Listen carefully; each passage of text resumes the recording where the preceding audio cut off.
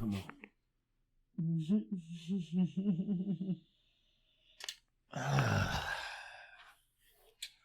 Oh, happy day is forever in a day with C and K, if you will.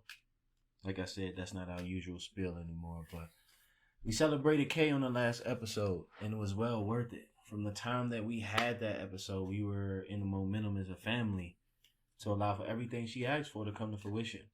And it took a long, long time of belief within ourselves to be able to match what the universe is willing to offer you when you change your intention. Because we celebrated in the fact that when you prepare for bad things happen. Yep. That's not a precaution, it's trauma. And a lot of people from my dynamic, we consistently have that way, but the hold that it has on your mind holds you back because it's always something that you can consider that is unsafe. Yep. Whereas today, we have graduated from celebrating the individual, no matter how you see fit their celebration should be, to really healing from a positive perspective. Not trying to prove someone wrong, for example, in my case, with a tunnel vision type of mindset. Mm-hmm. Oh, I'm going to do this because my parents, because my community, because religion, because always being ostracized, instead of accepting that I've always been safe enough to be able to create my own dynamic. So let me paint the picture, and I allow my wife partner to carry on. You have a tree up top. Mm-hmm. Stop looking at my cards. Then you have the dirt, the soil, in which, in many ways, that's where humanity comes from, the soil. Mm-hmm. Right? Beneath that has to be seeds. Okay? So in that picture of a tree, you could look at it from the rain pouring on the tree, or you could look at it from the seeds in which create that tree. No matter what, that tree grows and things fall off and things grow upon that tree. So that's where we're coming from when you talk about healing from a positive perspective. And in the celebration, Kay, take it away. What's it look like for you? What does healing from a positive perspective look like? Let's talk about your experience maybe in the last couple of weeks, or just give an insight on differences from what you've been doing versus what you're doing now, because there's many different avenues that you've taken to get to this point. Get to this very point where you don't feel like you need a conglomerate of people. You don't feel like you need to be instructed in a certain type of way of healing. You are who you are, and because you set those intentions, you have created the universe that many people, for some reason, rival. So let's talk more about that. So I realized that I don't need to do much, but just be myself, and everything that I am meant to have and meant to be in this life will come to me. And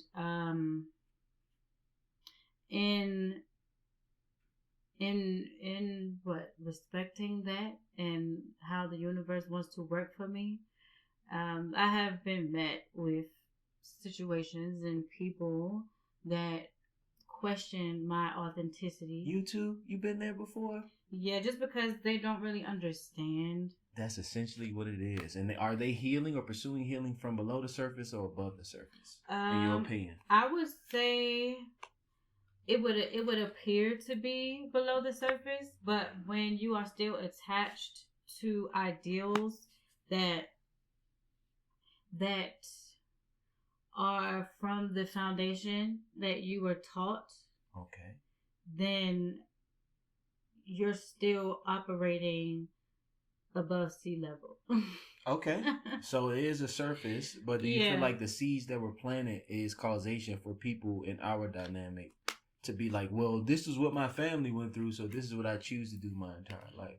In essentially, yes. Even if you may not be doing the same thing, the way in which you may interact with people, or the way in which you may go about getting that almighty dollar, etc., can be very similar to what you dealt with, or what you were taught as a child. If I may offer to the conversation, right? Mm-hmm. So bad seeds have the ability to still grow trees, right? Yes. Okay, just because it's a bad seed doesn't necessarily mean that the tree is weak or will not grow to its fulfillment. Right. Now, what that bad seed could take with you based on the conditions that cultivate the growth of that's why a concrete rose is important, or one of the most poetic metaphysical representation in writing, is because it's not supposed to happen.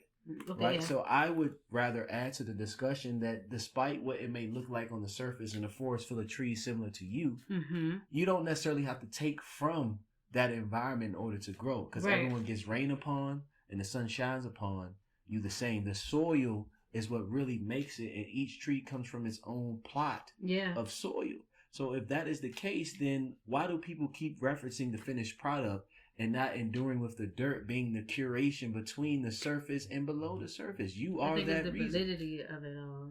Who is validating a non-moving tree? That's the biggest question I want to leave here. Who validates a tree that's needed for everybody? Regardless of what that tree may look like, without the carbohydrates that it takes from us, we don't get oxygen from it. And trees look different all over the world, if you will. They're flowers, just as important. Trees, plants, all of it. And they're different for a reason. So why would you shy away from how you grow versus what people tell you to grow and what you choose to cultivate in order to become this same tree that may look the same? But if you believe in spirituality, when you connect with that tree and you actually know how to do that, it has all of the information that comes from this various area, if that makes sense. And that's who we are. We become what we feel like we should feed ourselves. Exactly. Because if you will, carry on with your experience in your personal life and how you transition from this mindset to where you are today. Mindset of being validated? Not necessarily validated, but okay, I may not have that expertise in this seed form. But in order for me to look like that, this is where I've known for people to tell me to go.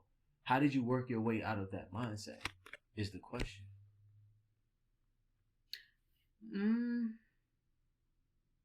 Really knowing myself is what helped me navigate those things. So what separated you knowing yourself and how everyone else is doing what they're doing? Because I'm not trying to find myself in through experiences anymore or people anymore. Everything has always been inside of me. And I've learned that I don't need to necessarily have all of these people around me.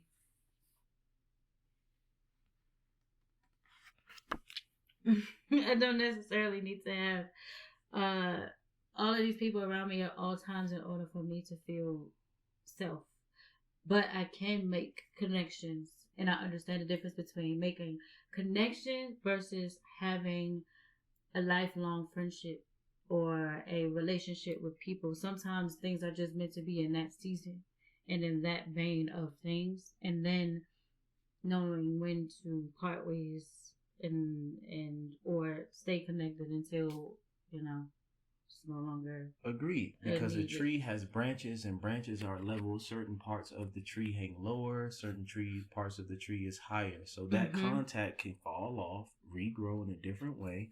And a lot of people don't want to do the same work that you were capable of doing as a, impressionable person. Whether that be in your youth or in the fact that you finally feel success and actually seeing above the environment that you come from, people tend to get lost, and it could become codependency. Very much so. I think that is the issue with any particular person growing. Codependency is the environment in which shapes you to feel like I have to do it the same way that I've seen it done. Innovation doesn't work like that, in my opinion. So without further ado, I guess I'll touch on my upbringing, where it comes with codependency and really just not being afraid. I feel like that's what I bring to this conversation. Not being afraid of using every single environment to bring out the best in me no matter what. Yeah.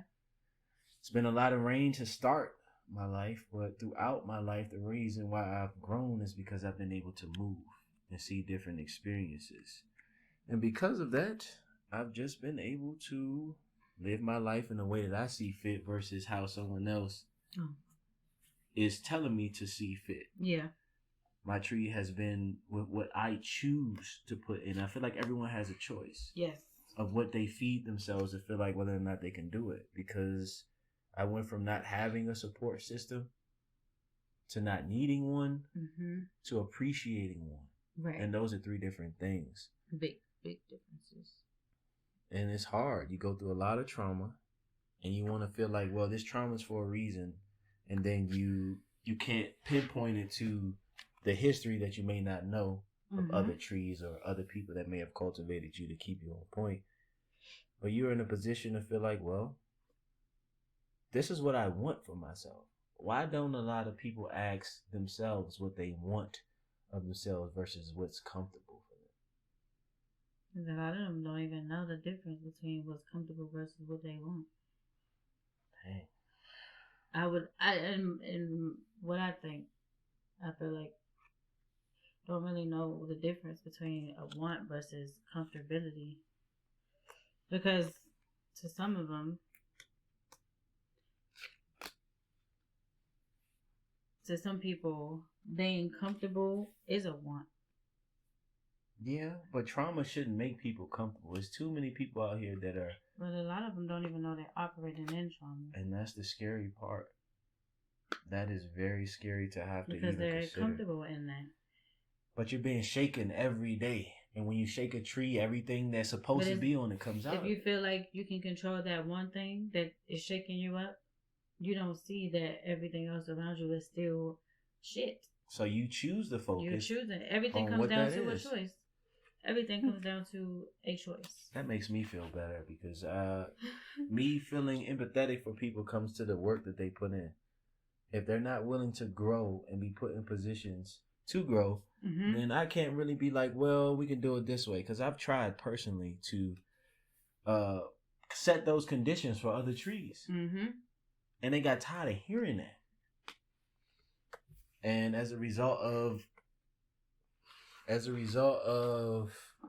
just getting frustrated with really wanting to grow with other trees, you got to understand that all trees stand alone. All trees stand alone. And they still serve the same purpose. But they also have, at the bottom of those trees are roots. Now, what you choose to root yourself in has a lot to do with how sturdy you are when you grow. Yes. And how far you'll go in your growth. Indeed. So that goes to what you were saying. It ties it all together. It connects to your point that everything is a choice. So everything if you choose to condition your seed in that way, it's going to grow in a situation that only focuses on one thing and it totally misses the environments that it fully supports.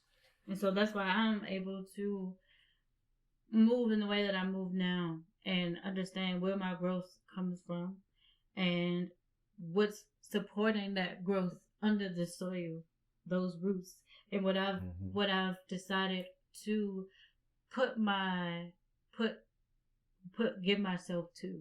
Yes. So friendships, I know whether or not I need to continue to build them or let them go.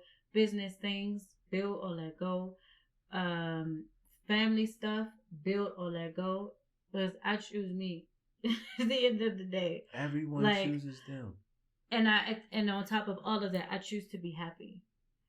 We all have a choice. My choice is to be happy. So whatever is going to make me happy, not happy for a moment, but a longevity type of happy, that is what I'm going with. Yeah. At all times. Yeah, everyone has a choice, but you can't assume that the choices come from the seed. It comes from how you choose to grow that seed. Exactly. And a lot of people choose to grow their seed in negativity. In trauma. Before we head out of here. So what is a positive way of acknowledging something that you still need to work on versus being motivated by negativity? How do we flip that? And speak into it in a negative way. Instead of speaking into it in a negative way, let's give ourselves an example. I don't know. For me, I acknowledge. So say if I'm triggered by something and I may not, say if I'm triggered by something and instead of speaking to it in a negative way of like speaking down to myself, I just acknowledge that there's still some growth there, but I also acknowledge the growth that I have to even acknowledge that there is some stuff that I still need to work on. So it's speaking to it in a way that I'm pouring into myself without slighting my growth. Yes, and an example that I would leave with you all with 30 seconds left is, I literally lost all of the blood relatives I've ever known from my formative years. But that isn't a driving force to motivate me to be where I am today. I wouldn't have been able to appreciate the family I have today if I didn't appreciate what a family was to me back then. Instead of being driven like I'm going to replace everybody that didn't love me, no. I'm appreciative of what I have because of what I've been through. and not without holding it back, without holding yourself back. Indeed. So